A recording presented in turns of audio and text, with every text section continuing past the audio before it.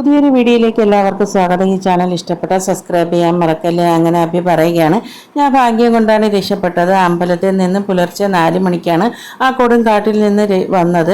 അങ്ങനെ ഭാഗ്യം കൊണ്ടാണ് രക്ഷപ്പെട്ടതെന്ന് ഇങ്ങനെ പറയുമ്പോൾ അജയൻ പറയുകയാണ്, നിനക്ക് എല്ലാ ദിവസവും നിനക്ക് ഇഷ്ടപ്പെട്ട ഭക്ഷണങ്ങളല്ലേ കഴിക്കുന്നത്, അപ്പോൾ വ്രതമെങ്കിലും എടുക്കുമ്പോൾ നീ മര്യാദയ്ക്ക് എടുത്തുകൂടെ ആയിരുന്നോ എന്നിങ്ങനെ അജയൻ ചോദിക്കുമ്പോൾ ആദർശ് പറയുകയാണ്, അവൻ എന്തെങ്കിലും ബാക്കിയുള്ളവരുടെ കാര്യം ചിന്തിച്ചിട്ടുണ്ടോ? അവൻ എപ്പോഴും അവൻ്റെ സ്വന്തം കാര്യത്തിന് താല്പര്യത്തിന് മാത്രമല്ലേ പ്രാധാന്യം കൽപ്പിച്ചിട്ടുള്ളത്. അപ്പോൾ ജയനും അഭിയെ ഉപദേശിക്കുകയാണ്. അപ്പോൾ അഭി പറയുകയാണ്, കാട്ടാനൊക്കെ ഉള്ള കാടാണ്, ആ കാട്ടിൽ നിന്നാണ് ഞാൻ രക്ഷപ്പെട്ട് ഭാഗ്യം കൊണ്ട് വന്നതെന്ന് പറയുമ്പോൾ അനി ചോദിക്കുകയാണ്, എന്നാലും നീ രക്ഷപ്പെട്ട് വന്നല്ലോ എന്നിട്ട് എല്ലാവരും കൂടി കാറിൽ കയറി പോകുന്നതാണ് കാണിക്കുന്നത്.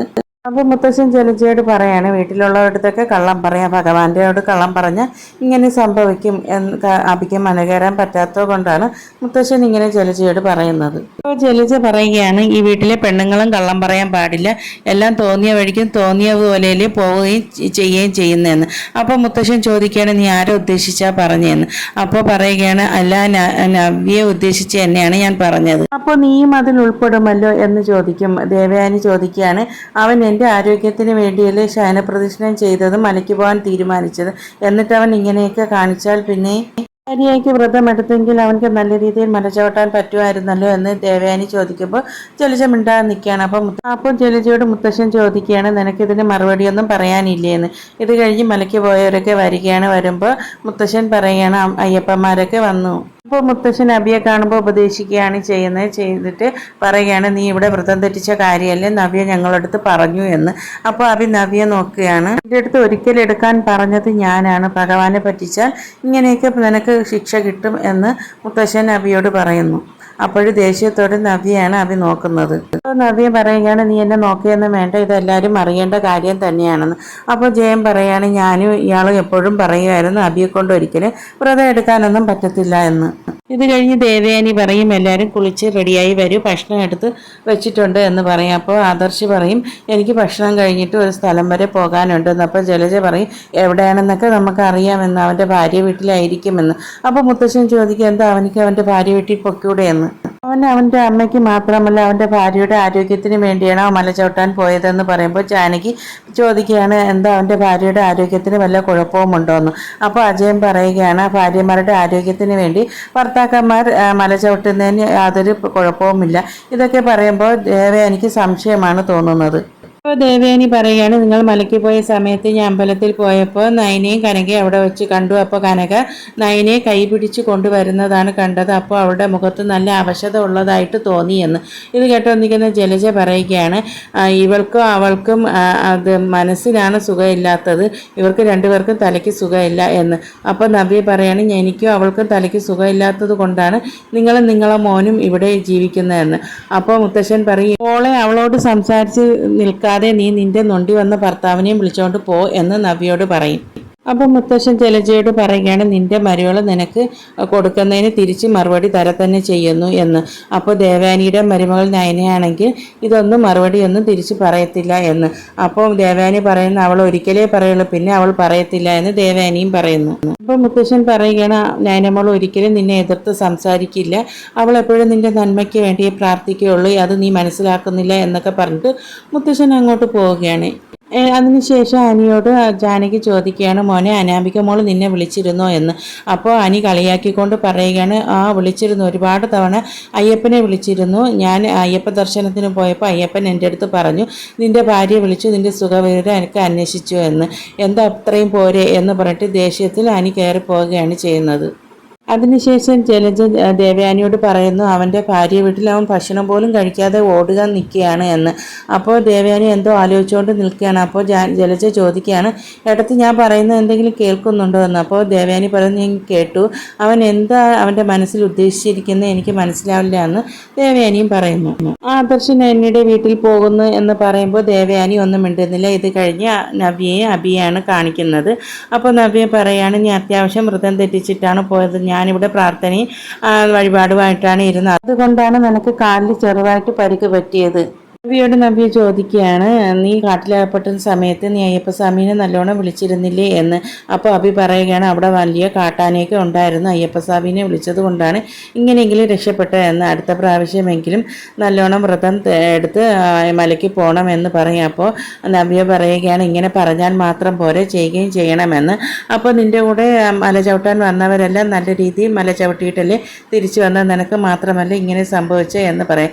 അപ്പോൾ അഭി ചോദിക്കുകയാണ്, മല ചവിട്ടിയിട്ട് വന്നപ്പോൾ ഇവിടെ എന്തൊക്കെ അത്ഭുതം സംഭവിക്കുമെന്നല്ലേ നീ പറഞ്ഞിരുന്നു, നിൻ്റെ അനിയമ്മയായിട്ടുള്ള പിണക്കം മാറും എന്നല്ലേ ഇവിടെ ഉള്ളവരൊക്കെ പറഞ്ഞ് എന്ന്. അപ്പം നവ്യ പറയുന്നു, ഇപ്പം മലയ്ക്ക് പോയിട്ട് വന്നതല്ലേ ഉള്ളൂ, എന്നിട്ട് എല്ലാം ശരിയാകും എന്ന്. ഇത് കഴിയുമ്പോൾ ആദർശാണെങ്കിൽ നയനെ കാണാൻ വേണ്ടി വീട്ടിലേക്ക് വരികയാണ്. വരുമ്പോൾ നയന് നല്ല സന്തോഷത്തോടെ അമ്മയെ വിളിക്കുകയാണ്, അമ്മയെ അച്ഛാ അതാ ആദർശേട്ടൻ വന്നു എന്ന് പറയും. ഇത് കഴിയുമ്പോൾ കനകവും ഗോവിന്ദനും വരികയാണ്. വന്നിട്ട് ചോദിക്കുകയാണ്, മോനെ അയ്യപ്പ ദർശനമൊക്കെ എങ്ങനെയുണ്ട്? ദർശനമൊക്കെ നല്ല രീതിയിൽ നടന്നു എന്ന് ആദർശ് പറയുമ്പോൾ ഗോവിന്ദൻ ചോദിക്കുകയാണ്, മോൻ മലയ്ക്ക് പോയിട്ട് വന്നിട്ട് വീട്ടിൽ എന്തെങ്കിലും മാറ്റങ്ങൾ സംഭവിക്കുമോ എന്നല്ലേ പറഞ്ഞ്, എന്തെങ്കിലും മാറ്റങ്ങൾ സംഭവിച്ചോ എന്ന് ഗോവിന്ദൻ ചോദിക്കുമ്പോൾ ആദർശ് പറയുകയാണ്, ഞാൻ നയനെ കാണാൻ വേണ്ടി ഇങ്ങോട്ട് വരുന്നു എന്ന് പറഞ്ഞു. അമ്മ എതിർത്തൊന്നും പറഞ്ഞില്ല എന്ന് പറയും. ഇത് കഴിഞ്ഞ് ഗോവിന്ദൻ വിചാരിക്കും നയനെ കൂട്ടിക്കൊണ്ട് പോകാനാണ് ആദർശ് വന്നതെന്ന്. അപ്പോൾ ഗോവിന്ദൻ പറയുകയാണ്, മോൾക്ക് ഇപ്പോൾ അവശതയൊന്നും മാറിയിട്ടില്ല, അപ്പോൾ കുറച്ച് ദിവസം കൂടി അവളിവിടെ ഇരിക്കട്ടെ എന്ന് പറയും. അപ്പോൾ ആദർശ് പറയും,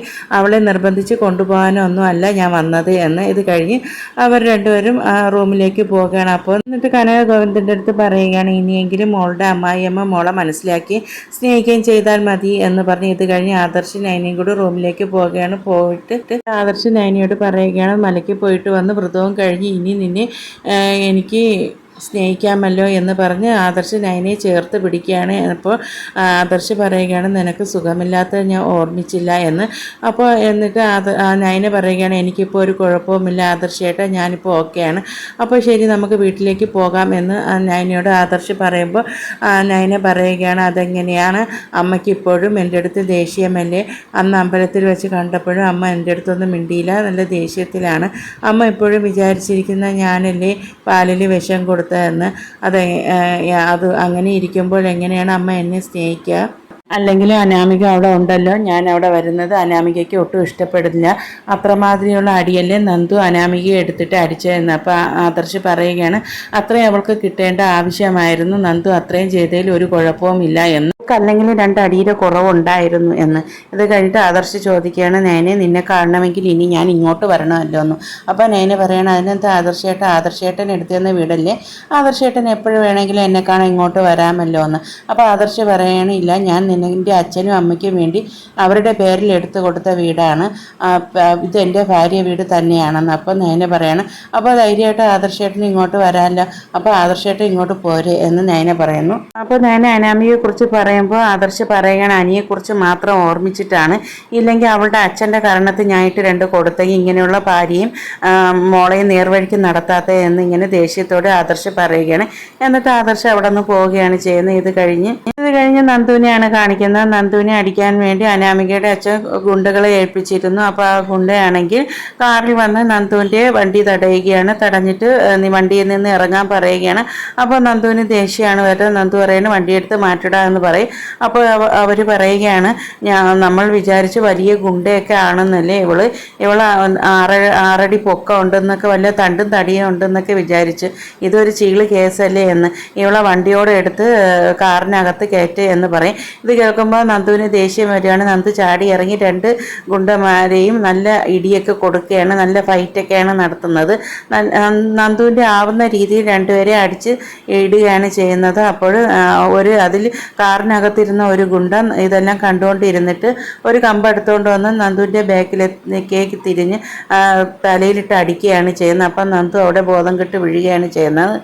ഗുണ്ടകൾ പെട്ടെന്ന് വണ്ടിക്കകത്ത് നന്ദുവിനെ എടുത്ത് കയറി പോവുകയാണ് ചെയ്യുന്നത്. ഇത് കഴിഞ്ഞ് ആദർശിനെ ഓർമ്മിച്ച് പഴയ കാര്യങ്ങളൊക്കെ, രാത്രി ബൈക്കിൽ യാത്ര ചെയ്തതും പോയ കാര്യങ്ങളൊക്കെ ഓർത്ത് സന്തോഷിച്ച് ഇങ്ങനെ നയനെ ഇരിക്കുമ്പോഴാണ് ആദർശിൻ്റെ ഫോൺ വരുന്നത്. അപ്പോൾ ആദർശേട്ടനെ മനസ്സിൽ വിചാരിച്ചപ്പോൾ ആദർശേട്ടൻ വിളിച്ചല്ലോ എന്ന് കരുതി നയന പോയി ഫോൺ കോൾ എടുക്കുകയാണ്. അപ്പോൾ ആദർശ് ചോദിക്കുകയാണ്, നീ എന്താ ചെയ്തുകൊണ്ടിരുന്ന എന്ന്. അപ്പോൾ നയന പറയുകയാണ്, ഞാൻ ആദർശേട്ടനെ ഓർത്തുകൊണ്ടിരിക്കുകയായിരുന്നു. അപ്പോൾ ആദർശ് ഇവിടെ വേറെ പണിയൊന്നും ഇല്ലല്ലോ ആദർശേട്ടാ എന്ന് പറയും. ആദർശിൻ്റെ ബാഗിൽ ദേവയാനി ഇതെല്ലാം കേട്ടോണ്ട് നിൽക്കുകയാണ്. അപ്പോൾ ആദർശ് നയനയോട് പറയുകയാണ്, നീ നല്ല രീതിയിൽ ഭക്ഷണം കഴിക്കുകയും നല്ല രീതിയിൽ നിൻ്റെ ശരീരം നോക്കുകയും ചെയ്യണം. നിന്നെ കണ്ടാൽ ഇപ്പോൾ ഒരു കുഴപ്പവും ഇല്ലാത്തത് പോലെയാണ് നിൻ്റെ പെരുമാറ്റം എന്ന് പറയാം. അപ്പോൾ നയന പറയുകയാണ്, ഡോക്ടർ പറഞ്ഞല്ലോ ചെറിയ രീതിയിലുള്ള എക്സസൈസ് ഒക്കെ ചെയ്യാമെന്ന്, അതുകൊണ്ട് ഞാനും നടക്കാൻ പോവുകയാണ് എന്ന് പറയുമ്പോൾ ആദർശ് പറയുകയാണ്, നീ അമ്മയെ വിളിച്ചുകൊണ്ട് ആ വീട്ടിൻ്റെ ചുറ്റും നടക്കുക, അല്ലാതെ നീ വേറെ ഒരിടത്തും നടക്കാൻ പോകണ്ട എന്ന് പറയുകയാണ്. അപ്പോൾ നയന പറയുകയാണ്, അമ്മയ്ക്കും എന്നെപ്പോലെ അല്ലല്ലോ, അമ്മ കരൾ സ്വീകരിച്ചതല്ലേ, അപ്പോൾ അമ്മയ്ക്ക് നല്ല രീതിയിലുള്ള കെയർ വേണം എന്ന്. അപ്പോൾ ആദർശ് പറയുന്ന, അമ്മയും നീയും ശരി തന്നെ, നല്ല രീതിയിലുള്ള കെയർ തന്നെ എടുക്കണം എന്ന്. ആദർശ് പറയുന്നതെല്ലാം ദേവയാനി കേൾക്കുമ്പോൾ ദേവയാനിക്ക് മനസ്സിലാവുന്ന എന്തോ നല്ല രീതിയിൽ എന്തോ അവൾക്ക് കുഴപ്പം സംഭവിച്ചിരിക്കുകയാണ് എന്ന്. ഇത് കഴിഞ്ഞിട്ട് അത് ഗോവിന്ദനെയും കനകയുമാണ് കാണിക്കുന്നത്. നന്ദു ഇപ്പോൾ വരാം, 12 മണിക്ക് വരാമെന്ന് പറഞ്ഞു പോയിട്ട് ലഞ്ചിന് സമയമായിട്ട് ഇതുവരെയ്ക്കും കണ്ടില്ലല്ലോ എന്ന്, അവൾക്ക് എന്ത് പറ്റിയോ എന്തോ ഇതുവരെയ്ക്കും കണ്ടില്ലല്ലോ എന്നിങ്ങനെ ആലോചിച്ചുകൊണ്ട് വിഷമത്തിൽ നിൽക്കുകയാണ്. നേരത്തെ ഒരു ഗുണ്ടയുടെ ആക്രമണം ഉണ്ടായതാണ്, അനാമികയുമായിട്ട് നല്ല വഴക്കുണ്ടായതല്ലേ, അതിൽ നല്ല പേടിയുണ്ട്. 2-3 ഗുണ്ടകളൊക്കെ വന്നാൽ അവൾ നല്ല രീതിയിൽ അടിച്ചൊക്കെ ഇടും, എന്നാലും ഒരു ഭയമുണ്ട്. ഇപ്പോഴും അനിക്ക് നന്ദുവിനോട് സ്നേഹമുണ്ടെന്ന് തോന്നുന്നു, നന്ദുവിന് അങ്ങോട്ടും അനിയോട് സ്നേഹമുണ്ടെന്ന് തോന്നുന്നു. അതുകൊണ്ട് നന്ദുവിനെ എങ്ങോട്ടെങ്കിലും ദൂരോട്ട് ഏതെങ്കിലും ജോലിക്ക് വിട്ടാൽ മതിയായിരുന്നു. അപ്പോൾ അവർ രണ്ടുപേരും കാണൂലല്ലോ, അവർ രണ്ടുപേരും കാണാൻ ഇടയുണ്ടാകാതിരിക്കുന്നതല്ലേ നമ്മൾ ശ്രമിക്കേണ്ടത്. അല്ലെങ്കിലും നന്ദുവിൻ്റെ ജാതകം നോക്കിയിട്ട് ജ്യോത്സ്യം പറയുകയാണ് ചെയ്തത്, അവൾ സ്നേഹിച്ച പയ്യൻ തന്നെ അവളെ താലി കെട്ടുമെന്ന്. ഇതെല്ലാം അനന്തപുരം തറവാട്ടിൽ അവരെ അറിയുകയാണെങ്കിൽ അവരിതൊക്കെ കൂടി പ്രശ്നം ഉണ്ടാക്കുകയേ ചെയ്യുള്ളൂ. അതുകൊണ്ട് നന്ദു അവനുമായിട്ട് അനിയുമായിട്ട് അടുക്കാതെ ഇരിക്കുന്നതാണ് നല്ലത് എന്നിങ്ങനെ സംസാരിച്ചുകൊണ്ടിരുന്നിട്ട് അവർ പറയുകയാണ്, നന്ദുവിനെ കാണുന്നില്ലല്ലോ, നയനെ നീ നന്ദുവിൻ്റെ ഫോണിലേക്കൊന്ന് വിളിച്ച് നോക്കാമെന്ന് പറയും. നന്ദുവിൻ്റെ ഫോണിൽ വിളിക്കുമ്പോൾ കിട്ടുന്നില്ല. അത് കഴിഞ്ഞ് നന്ദുവിൻ്റെ ഫ്രണ്ട്സിനെയൊക്കെ ഒന്ന് വിളിക്കാൻ പറയുന്നു. നന്ദുവിൻ്റെ ഫ്രണ്ട്സിനെയൊക്കെ വിളിച്ച് ചോദിക്കുമ്പോൾ നന്ദു അങ്ങോട്ടൊന്നും പോയിട്ടില്ല എന്ന് പറയുന്നു. അപ്പോൾ നയന പറയുകയാണ്, കുറച്ച് സമയം കൂടി നമുക്ക് നോക്കാം നന്ദുവിനെ, ഇത് കഴിഞ്ഞ് കണ്ടില്ലേ നമുക്ക് ആദർശ് ഏട്ടൻ്റെ അടുത്തൊന്ന് വിളിച്ച് പറയാമേ എന്ന് പറഞ്ഞു. ഇത് കഴിഞ്ഞ് ആ ഗുണ്ടകൾ നന്ദുവിനെ റൂമിനകത്ത് കൊണ്ടിട്ട് കെട്ടിയിരിക്കുന്നതാണ് കാണിക്കുന്നത്. ഇത്രയും ഭാഗത്തോടെയാണ് ഇന്നത്തെ എപ്പിസോഡ് അവസാനം.